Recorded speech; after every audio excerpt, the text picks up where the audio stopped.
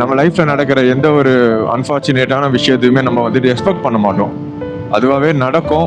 But அப்படி நடந்துச்சுன்னா அதை நம்ம எப்படி கடந்து போகிறோம் அப்படின்றது தான் நம்மளோட மென்டல் ஸ்ட்ரென்த் இருக்கு. So I believe I am very strong. So நானுமே வந்து ரொம்ப ஃபீல் பண்ணிட்டு தான் இருந்தேன். அதனால தான் 3 hours நான் ஒரே இடத்துல உக்காந்துட்டேன். பட் ஸ்டில் வந்துட்டு இந்த ரைடை நம்ம கண்டினியூ பண்ணி முடிப்போம் அப்படின்ற மாதிரி யோசித்தேன்.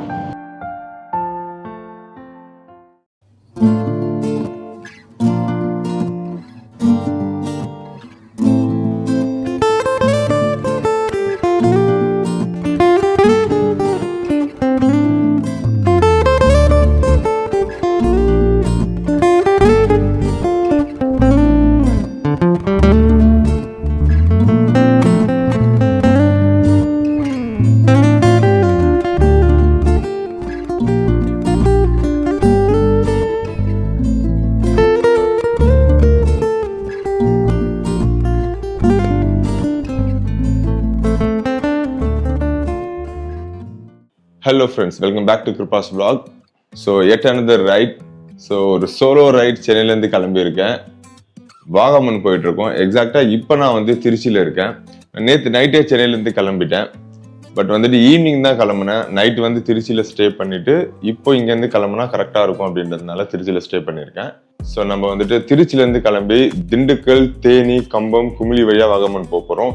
எக்ஸலண்டான ஒரு ரூட்டு. ஸோ வீடியோவை கம்ப்ளீட்டாக பாருங்க. சூப்பர்பான சீனரிஸ் அண்ட் ரொம்ப பியூட்டிஃபுல்லான ஷார்ட்ஸ் எல்லாமே காத்துக்கிட்டே இருக்கு. ஸோ கீப் வாட்சிங் கைஸ். இங்கேருந்து கிளம்பியாச்சு. ஸோ ஸ்ட்ரெயிட்டாக வாகமன் தான். அண்ட் டைம் பார்த்தீங்கன்னா 5 hours 53 minutes. இருக்கிற 6 hours காட்டுது. 3 மணிக்கு போய் ரீச் ஆவீங்கன்னு காட்டுது. ஆனால் கண்டிப்பாக நம்ம 3 மணிக்கு ரீச் ஆக மாட்டோம். டேரெக்டாக அங்கே நம்ம போகிறதா இருந்தோம்னா இன்னுமே சீக்கிரமாக கூட ரீச் ஆகிடலாம். பட் ஆனால் நம்ம வந்துட்டு கொஞ்சம் வீடியோஸ்லாம் எடுத்துகிட்டு பொறுமையாக போகலான்னு தான் இருக்கேன். ஸோ இன்றைக்கி வந்துட்டு நம்ம வாகமன் ரீச் ஆகிறது தான் இந்த விளாகில் நீங்கள் பார்க்க போகிறீங்க. அண்ட் எக்ஸலண்ட்டான ரூட்டு கேஸ். நான் ஆல்ரெடி போயிருக்கேன். நீங்கள் திண்டுக்கல் அப்ரோச் பண்ணுற ரூட்டே வந்துட்டு வேறு லெவலில் இருக்கும். அண்ட் ஆல்சோ வந்து பார்த்தீங்கன்னா திண்டுக்கல்லேருந்து தேனி, கம்பம், குமிளி, வாகமன் இந்த என்டையர் ஸ்ட்ரெச்சுமே வந்துட்டு வேறு லெவல் சீனரிஸ் இருக்கும். அண்ட் நம்ம வந்து நிறைய ட்ரோன் ஷாட்ஸுமே வந்து எடுக்க போகிறோம். ஸோ அதனால் வந்துட்டு கண்டிப்பாக விளாகை கண்டினியூஸாக பாருங்கள்.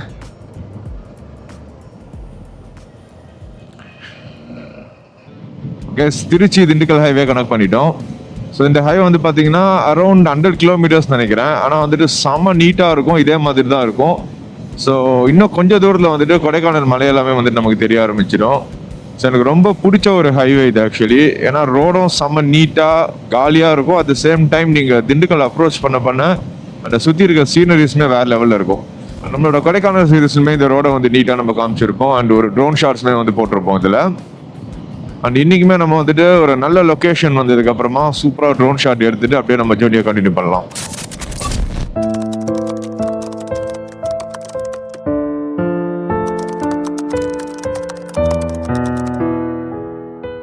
கைஸ் டைம் வந்து 1:16. நம்ம இன்னும் திண்டுக்கல்லே ரீச் ஆகலை. ஸோ நம்ம வந்த ஸ்பீடுக்கு வந்து பார்த்திங்கன்னா இந்த நேரத்துக்கு நம்ம தேனியெல்லாம் தாண்டி கம்பம் கிட்டே இருந்துருக்கணும். பட் ஆனால் வந்துட்டு ஒரு அன்ஃபார்ச்சுனேட்டான ஒரு விஷயம் நடந்துருச்சு.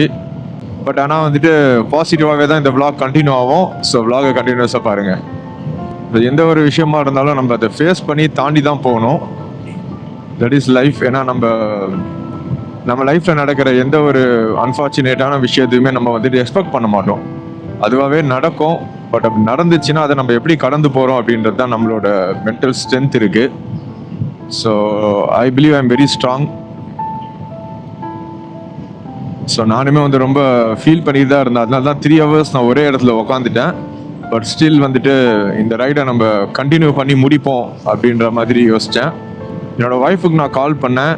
And she was so sweet. So நீ கண்டினியூ பண்ணு, இதை பற்றி யோசிக்காத, ஜஸ்ட் ஃபினிஷ் யுவர் ரைட் அப்படின்னு சொல்லி அனுப்பிச்சாங்க. ஸோ அதனால் வந்துட்டு நான் அப்படியே கிளம்பிட்டேன். ரொம்ப பெரிய விஷயம் ஒன்றும் இல்லை கைஸ். ஓகே, நான் என்னென்ன சொல்லிடுறேன். என்னோட ட்ரோன் வந்துட்டு தொலைச்சிட்டேன். ஸோ ஃபாலோ மோடில் வந்துட்டு ஃபாலோ பண்ணிட்டு வந்தது.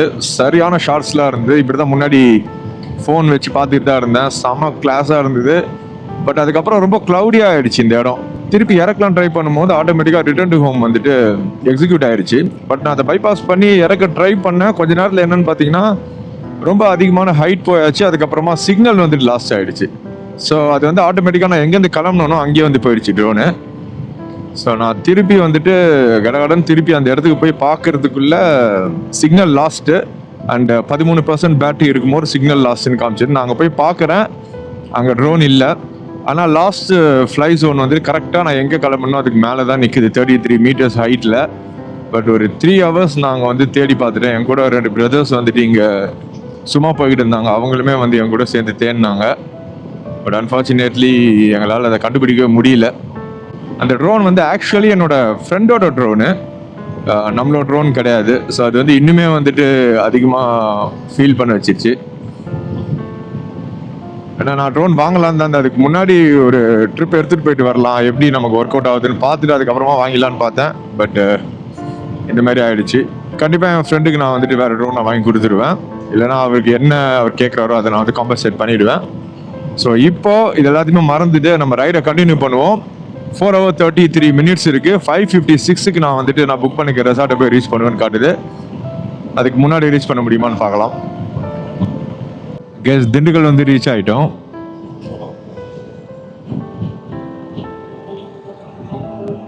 ஸோ மைண்ட் ஃபுல்லாகவுமே அந்த ட்ரோனை பற்றியே தான் ஓடிட்டு இருக்கு. So I have to come out of it.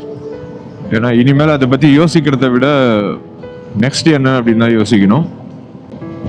Still என்னால் பிலீவ் பண்ணவே முடியல எப்படி அது மிஸ் ஆச்சுன்னு சொல்லிட்டு. ஏன்னா இதை நான் ஆல்ரெடி ட்ரை பண்ணி ஃபர்ஸ்ட் டைம் ட்ரை பண்ணல, ஃபாலோ நம்ம இதுக்கு முன்னாடியும் ட்ரை பண்ணி கிளியராக எடுத்தாச்சு. எனக்கு முன்னாடி தான் இருந்தது, நான் வந்து ஃபாலோ பண்ணிக்கிட்டே வந்து நான் ஸ்டாப் பண்ணி பார்க்கும்போது கூட அதுக்கப்புறமா எதனால வந்துட்டு அந்த ரிட்டர்ன் டு ஹோம் வந்து ஆட்டோமேட்டிக்காக ஆக்டிவேட் ஆயிடுச்சு. நான் பைபாஸ் பண்ணுறேன்,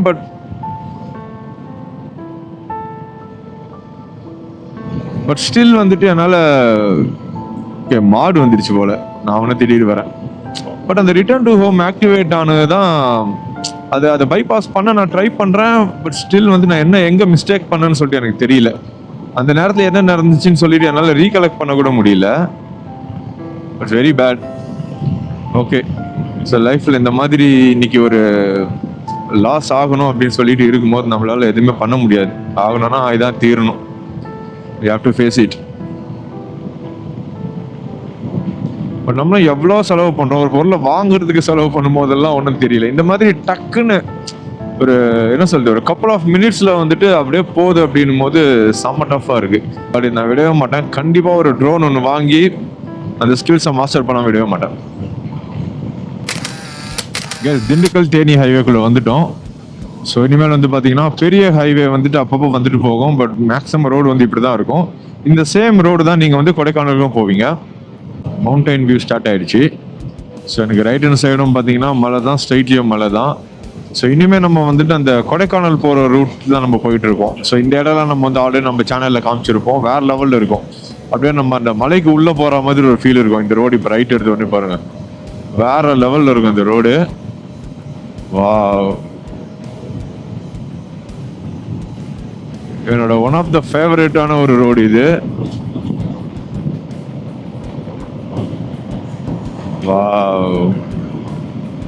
எனக்கு ஸ்ட்ரைட்டா இருக்கு அந்த மலை வந்து அப்படியே அந்த ட்ரையாங்குலர் ஷேப்ல, அது ஃபுல்லா மிஸ்ட் மூடி இருக்கு. எனக்கு எதிர்க்க இங்க இருக்க மலையும் இங்க இருக்க மலையும் தான் உங்களால பார்க்க முடியும். பட் ஆனா எனக்கு ஸ்ட்ரைட்லயுமே ஃபுல்லா மலை தான். பட் ஆனா செம்மையா மிஸ்ட் மூடி இருக்கு. கொடைக்கானல்லையும் வந்து செம்ம குளிர், செம்ம ஃபாக் இருக்கும்னு நினைக்கிறேன்.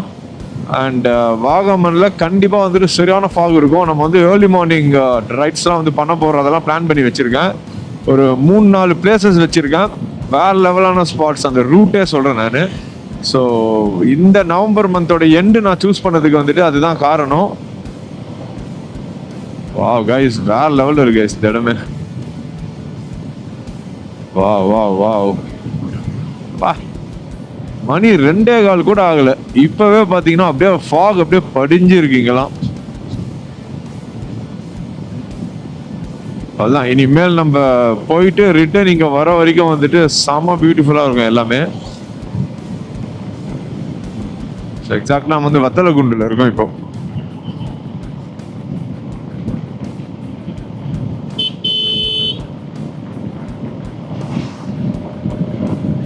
வாவ், அந்த மலை உச்சியில ஒரு பில்டிங் இருக்கு, செம்ம அழகா இருக்கு இந்த இடம். சில்லுன்னு வந்து ப்ரீஸ் அடிக்க ஆரம்பிச்சிருச்சு. இன்னுமே தேனிக்கே வந்து 37 கிலோமீட்டர்ஸ் இருக்கு இங்க இருந்து.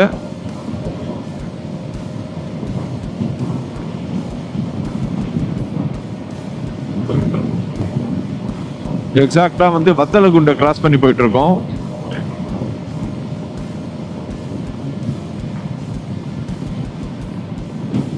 இந்த ரோடு வந்து நான் லாஸ்ட் டைம் வந்ததுக்கும் இதுக்குமே வந்துட்டு செமையா ஹைவே போட்டிருக்காங்கன்னு நினைக்கிறேன். கொஞ்சம் சின்னதா இருக்கும், எனக்கு ஞாபகத்துல இருக்கிறது வந்து அந்த சின்ன ரோடு தான்.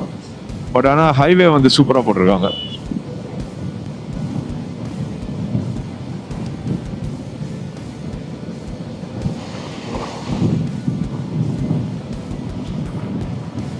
இங்க தான் நம்மளோட ரியல் ரைடே வந்துட்டு ஸ்டார்ட் ஆகும். இவ்வளவு நேரம் ஃபுல்லா நம்ம வந்து ஹைவேஸ்ல தான் நிறையவே ஓட்டியிருந்தோம். அதனால கேமரா ஆஃப் பண்ணவே முடியல. பட் ஆனால் நான் வந்துட்டு கம்பம்ல இருந்து வாகமன் வரைக்கும் இந்த ரூட்டை வந்துட்டு செமையா கவர் பண்ணணும்னு சொல்லி ஒரு பிளான்ல தான் இந்த ரைட் நான் ஸ்டார்ட் பண்ணேன். ஸோ அதனால இங்க வந்துட்டு கொஞ்சம் அடக்கி வசிக்கணும் நம்ம. Look at view guys. வேற லெவல்ல இருக்கு. ஃபுல்லா ஃபாரஸ்டா இல்லைன்னா என்ன தெரியல. ஆனா சம வியூ சுத்தி சுத்தி. பெரியகுளம் தேனி இங்க நீங்க இருந்தீங்கன்னா இங்க இருந்து எல்லாமே உங்களுக்கு கிட்ட. லாஸ்ட் டைம் நான் வாகமன் வந்தது வந்துட்டு என்னோட கசின் அண்ட் ஃப்ரெண்ட்ஸோட கார்ல வந்திருந்தேன். ஸோ அப்பவே இந்த ரூட்ல போகும்போதே வந்துட்டு வேற லெவல்ல இருக்கும். ஸோ அப்பவே வந்துட்டு கண்டிப்பா வாகமன் நம்ம பைக்ல வரணும்னு யோசிச்சேன். அப்போ வந்து நம்ம புல்லட் 500cc தான் வச்சிருந்தோம். அப்போ வீஸ்டாம் வாங்குவோன்னு எனக்கு தெரியாது. So I was planning for இது எக்ஸ்பல்ஸ் வந்து. அப்போ அதுக்கப்புறம் ஒரு சில ரீசன்ஸ்னால நான் வந்துட்டு வீஸ்டாம் சேஞ்ச் பண்ணேன். But no regrets. ஏன்னா நேற்று நைட்டு நான் வந்துட்டு திருச்சி வந்தது வந்துட்டு நார்மலி எக்ஸ்பல்ஸ் இருந்திருந்தால் அவ்வளோ சீக்கிரம் என்னால் ரீச் பண்ணியிருக்க முடியுமா தெரியல. ஏன்னா நான் ஒரு 3:45 அந்த மாதிரி தான் வீட்டிலேருந்தே கிளம்புனேன். ஸோ 9 o'clock நான் வந்து ரீச் ஆகிட்டேன். அண்ட் சென்னையிலேருந்து வெளியே வர்றதுக்குள்ளேயே அவ்வளோ டிராஃபிக். சென்னை டிராஃபிக் பற்றி சொல்லவே வேணாம். பட் ஹைவே பிடிச்சதுக்கு அப்புறமா கான்ஸ்டண்ட்டாக என்னால் வந்துட்டு 100 to 120 வந்துட்டு அப்படியே கன்சிஸ்டண்ட்டாக ரைட் பண்ண முடிஞ்சுது. ஸோ அந்த ஸ்பீட் நம்ம வந்துட்டு எக்ஸ்பல்ஸ்லையும் பண்ண முடியும். பட் எக்ஸ்பல்ஸில் பண்ணும்போது கொஞ்சம் ஸ்ட்ரெயின் ஆகிற மாதிரி இருக்கும். பட் இதில் வந்து ரொம்பவே கம்ஃபர்ட்டாக வந்தேன் நான். நாய் தான் வந்துட்டு பயங்கரமான ரிஸ்க் ஹைவேஸில். ஸோ இந்த ரூட்டில் நிறைய நாய் இருக்கு. நான் திருச்சிலேருந்து கிளம்புலேருந்து பார்த்துட்டு தான் இருக்கேன். ஸோ லாங் ரைட்ஸ் பண்ணும்போது எப்பவுமே வந்துட்டு உங்களோட ஃபோக்கஸ் வந்து லாங்கில் வச்சு ஓட்டுங்க. அப்படியே கிட்ட மட்டுமே பார்த்துட்டு இருந்தீங்கன்னா உங்களால் ஜட்ஜ் பண்ண முடியாது. ஸோ லாங்லேயே நீங்கள் அந்த நாயை பார்த்துட்டீங்கன்னா நீங்கள் ஜட்ஜ் பண்ணலாம் ஓரளவுக்கு. ஸோ அதுக்கு பின்னாடி போகலாமா இல்லைனா வந்து பிரேக் அடிக்கலாமா எதை வேணால் யோசிக்க டைம் கிடைக்கும். பட் நீங்கள் ரொம்பவே சைடில் அந்த மாதிரி பார்த்துட்டு ஷார்ட்டாகவே பார்த்துட்டு டக்குன்னு நாயை பார்த்தீங்கன்னா உங்களால் ரியாக்ட் பண்ணதுக்கான டைம் கிடைக்காது. ஸோ அதனால் லாங் ரைட்ஸில் வந்துட்டு ஒரு பேசிக்கான ஒரு டிப்ஸ் என்னென்னா லாங்கில் ஃபோக்கஸ் பண்ணணும். இப்போ அங்கே போகிற காரை வந்து நீங்கள் ஃபோக்கஸ் பண்ணணும் அட்லீஸ்ட். ஸோ அப்போ தான் அந்த ஸ்பீடு அடிக்கிற பிரேக் எல்லாத்துக்குமே இது பண்ண முடியும். இன்னொன்று வந்து ஒரு பெரிய வண்டி வந்து நீங்கள் ஓவர்டேக் பண்ணும்போது ஓவர்டேக் பண்ணலாமா வேணாமான்னு சொல்லிட்டு நீங்கள் வந்து ரொம்ப யோசிக்கக்கூடாது. பண்ணணும்னு முடிவு பண்ணால் டக்குன்னு வந்துட்டு ஓவர்டேக் பண்ணிடணும். இன்னொன்று வந்துட்டு அவனுக்கு பேரலாக வந்து நீங்கள் போகவே கூடாது. ஸோ அவனை ஓவர்டேக் பண்ணிட்டீங்கன்னா டக்குன்னு நீங்கள் ஓவர்டேக் பண்ணிட்டு அதுக்கப்புறமா நீங்கள் ஸ்லோ பண்ணுறதோ இல்லை நீங்கள் என்ன வேணால் பண்ணிக்கலாம். பட் அவனுக்கு பேரலாக போய் ஸ்லோ பண்ணாதீங்க. ஸோ அது வந்து எதிர்க்க வர வண்டிக்கு நம்ம வந்துட்டு டைம் கொடுக்க மாட்டோம் சம்டைம் அந்த மாதிரி போகும்போது. ஸோ அது வந்து which is very very wrong.